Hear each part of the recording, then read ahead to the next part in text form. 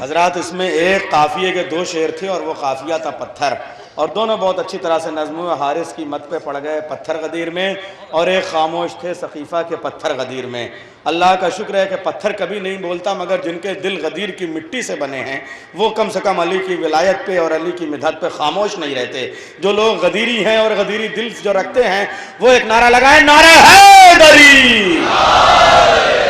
دیکھیے آپ نے بغیر کہے دونوں ہاتھوں کو اٹھا کے نعرہ لگایا، اس کا مطلب جانتے ہیں کہ غدیر کے میدان میں رسول نے دونوں ہاتھوں پہ علی کو اٹھایا تھا، تو غدیر کا نعرہ دونوں ہاتھوں کو بلند کر کے لگانا چاہیے، نعرہ حیدری۔ آئیے میں یہاں سے شعر پیش کرتا ہوں اور اگلے شاعر کو آواز دیتا ہوں۔ بڑے عظیم شعراء میرے پیچھے اس وقت موجود ہیں کہ وہ پاؤں رکھے دوش محمد پہ کھڑے ہیں، نیر سرسوی، وہ پاؤں رکھے دوش محمد پہ کھڑے ہیں، اللہ کے بعد آج علی سب سے بڑے ہیں۔ ارے کس کس کو اٹھاؤ گے روایت کے سہارے، کس کس کو اٹھاؤ گے روایت کے سہارے، ارے کس کس کو اٹھاؤ گے روایت کے سہارے، تاریخ کے کوڑے میں بہت لوگ پڑے ہیں۔ کس کس کو اٹھاؤ گے روایت کے سہارے، تاریخ کے کوڑے میں بہت لوگ پڑے ہیں۔ اور ان کے سارے کلام میں ایک مصرے پہ تمام شعراء نے کیا خوبصورت داد دی تھی کہ ہر بلا تمہاری ہے کربلا ہماری ہے۔ بہت پیارے مصرے، مجھے نایاب ہلوری کے مصرے یاد آ رہے ہیں۔ میں چاہ رہا ہوں شعراء تھوڑا سا اپنی ارجا شکتی کو کھنگالتے رہیں اور اپنے حافظے کی بیاض کو ٹٹولتے رہیں اور دیکھیں کہ میں ان کے تازہ تازہ خطے جب پڑھ دے رہا ہوں تو ان کو کیا کیا نکالنا ہے۔ بالکل گرم گرم چار مصرے آپ کو سناتا ہوں نایاب ہلوری کے، انہوں نے کہا اور میں آپ کو پڑھ کے سنا رہا ہوں، سنیے۔ یہ کہتے ہیں نہ آسمان نہ کسی شہنشی سے نکلے گا، نہ آسمان نہ کسی شہنشی سے نکلے گا، علی کے عشق کا سورج جبی سے نکلے گا۔ ہاں ہاں ہاں، شاید مطلب جب پرانا ہو جاتا ہے لوگوں کو یاد ہو جاتا ہے تب آپ لوگ داد دیتے ہیں کہ نہ آسمان نہ کسی شہنشی سے نکلے گا، علی کے عشق کا سورج جبی سے نکلے گا۔ کربلا پہ شعر آپ نے سنا، شعر سنا رہا ہوں، نہ آسمان نہ کسی شہنشی سے نکلے گا، علی کے عشق کا سورج جبی سے نکلے گا۔ یہ کربلا ہے، اسے دیکھ لیں جہاں والے، یہ کربلا ہے، اسے دیکھ لیں جہاں والے، یزیدیت کا جنازہ یہیں سے نکلے گا۔ دونوں ہاتھوں سے داد قبول کیجیے۔ یہ کربلا ہے، اسے دیکھ لیں جہاں والے، یہ کربلا ہے، اسے دیکھ لیں جہاں والے، یہ کربلا ہے، اسے دیکھ لیں جہاں والے، یزیدیت کا جنازہ یہیں سے نکلے گا۔ اور بالکل ایک تازہ مصرے اور میں سنا دوں فیاض رائے بریلوی کا بھی۔ دیکھیے ایک فائدہ یہ ہو رہا ہے، ہم لوگ 5-6 دن سے محفلیں روز کر رہے ہیں ساتھ میں، تو مجھے اس وقت نظامت کی تیاری نہیں کرنی پڑ رہی ہے۔ وہ کل والی محفل کا آج کام آ جاتا ہے، آج والی محفل کا کل کام آ جاتا ہے، اور اس بہانے یہ سوچ رہے ہیں کہ ہم کو کچھ تازہ تازہ کہنا چاہیے گا۔ سنیے گا، یہ کہتے ہیں فیاض رائے بریلوی کے 4 مصرے پڑھانا اجازت ہے بھائی، پڑھ دے رہا ہوں کہ صاحب بیٹھ جائیں گے وہیں پر سورجوں کے قافلے، یہ سامعین نہیں ہیں، یہ سورجوں کے قافلے ہیں، بیٹھ جائیں گے وہیں پر۔ شعر کا التزام دیکھیے گا، شاعری سنیے گا کہ بیٹھ جائے گا۔ دیکھیے گا صاحب بھائی، میں اپنے سامعین کی نظر کر رہا ہوں، ڈائس کے کسی شاعر اور کسی مولوی کی نظر نہیں کر رہا ہوں، بلکہ اپنے سامعین کی نظر کر رہا ہوں یہ مصرے، اس لیے کہ انہی سامعین سے محفلیں زندہ ہیں۔ بیٹھ جائیں گے وہیں پر سورجوں کے قافلے، جس جگہ ذکر علی میں رت جگہ ہو جائے گا۔ بھائی سامعین کی تصویر کھینچو کہ بیٹھ جائیں گے وہیں، بیٹھ جائیں گے وہیں پر سورجوں کے قافلے، بیٹھ جائیں گے وہیں پر سورجوں کے قافلے، جس جگہ ذکر علی میں رت جگہ ہو جائے گا۔ اپنے رخ پر ملتے رہنا تم عزا خانے کی خاک، اپنے رخ پر ملتے رہنا تم عزا خانے کی خاک، ایک دن سارا بدن خاک شفا ہو جائے گا۔ اپنے رخ پر ملتے رہنا تم عزا خانے کی خاک، اپنے رخ پر ملتے رہنا تم عزا خانے کی خاک، ایک دن سارا بدن خاک شفا ہو جائے گا۔ دیکھیے اللہم صلی علی محمد و علیہ۔ میں شعراء سے بھی گزارش کروں گا کہ جب ان کے شعر میں پڑھوں تو وہ ضرور داد دیا کریں،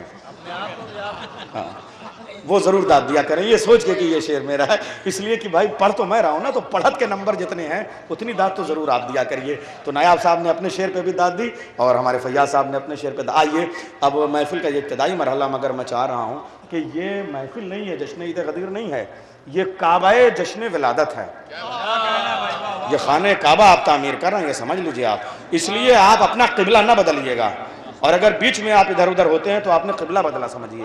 اور کعبے کے لیے ضرورت ہوتی ہے کوئی سنگ اسود ہو۔ میرے پاس ایک سندر سا سنگ اسود ہے، قسم خدا کی آپ دیکھیے گا، سندر سا سنگ اسود ہے، اور وہ چونکہ وہاں مشاعروں میں طنز و مزاح کی شاعری کرتے ہیں، لیکن یہاں انہوں نے کہا کہ محفلوں میں میں نے یہ میدان بیتاب ہلوری کے لیے چھوڑ دیا ہے، اس لیے وہ یہاں سنجیدہ شاعری کرتے ہیں۔ سندر مالیگامی صاحب ہماری اس کعبہ محفل کا संग असवद, यूँ समझिए कि संग सियाह से तराशा हुआ एक ताज महल जो हमारी महफिलों की दुनिया में आके धड़क रहा है, संग सियाह का तराशा हुआ ये संग खारा का बनाया हुआ ये मोहब्बतों का घरौंदा, और संग असवद का बनाया हुआ ये काबा। तो संग खारा, संग असवद और संग ये तर्ज़ो मज़ाक़ के शायर हैं, इसलिए मैं कह रहा हूँ। मैं यूँ कहूँ बल्कि यहाँ हमारी महफिल में आए हैं, वरना आप देखिएगा कसम खुदा की संग असवद का तो मुकाबला कोई नहीं कर सकता, मगर संग सियाह और संग खारा से ये मुकदमा लड़ रहे हैं कि इसमें सबसे ज्यादा रंग के हिसाब से सबसे ज्यादा हक किसका है, और महाराष्ट्र की अदालत ने मुकदमा इनके फेवर में हल कर दिया कि साहब आप जीत गए और आप ही का हक है, ये सियाही और ये चमक सब आप लेके चले जाएं। मैं यूं कहूं कि शब्बीर के लश्कर का जौन हमारे इस महफिल में संग असवद के हवाले से मैं उसे आवाज़ दे रहा हूँ। तशरीफ़ ला रहे हैं महाराष्ट्र की सरज़मीन, मालेगांव की सरज़मीन से आए हुए, बहुत दूर दराज का सफ़र तय करके आए हुए हमारे शायर जनाब सुंदर मालेगावी। तंज़ो मज़ाह का बेताज बादशाह है मुशायरों की दुनिया में, मगर इसने कहा कि मैं महफिल में तंज़ो मज़ाह नहीं करता। देखिए हंसने के लिए सुंदर मालेगावी, सुंदर मालेगावी, हंसने के लिए इनकी शायरी की ज़रूरत नहीं है, यही काफ़ी है। इन्होंने तो मेरी सुंदरता का जिक्र कर दिया। देखिए आप कितना कितना क्या सुंदर है। नहीं, आपको मैं काले रंग की पहले खासियत बता दूं। काले रंग में ये खासियत है कि अगर एक गोरे को मामूली सा भी लगा दिया जाए तो वो उसकी खूबसूरती को बढ़ा देगा।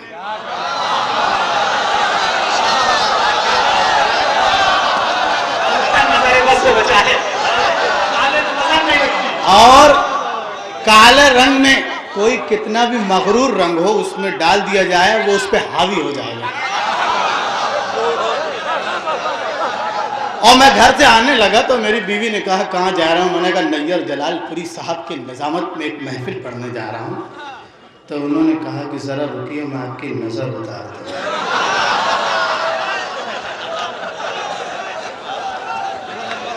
मैंने कहा ऐसी क्या बात है, उन्होंने कहा आपको क्या मालूम वहाँ के लोगों ने कभी ऐसा इंसान देखा या नहीं।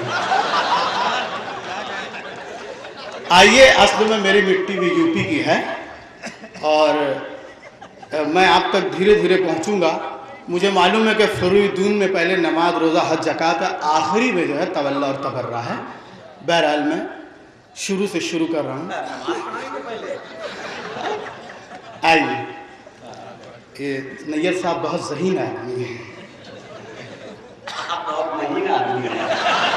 उसके बाद भी नजर आ रहा है।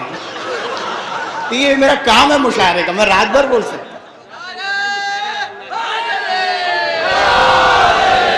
मतलब समाप्त करें साहब, अगर मुझसे कोई गुस्ताखी हो गई है तो मैं माजरत चाहता हूँ।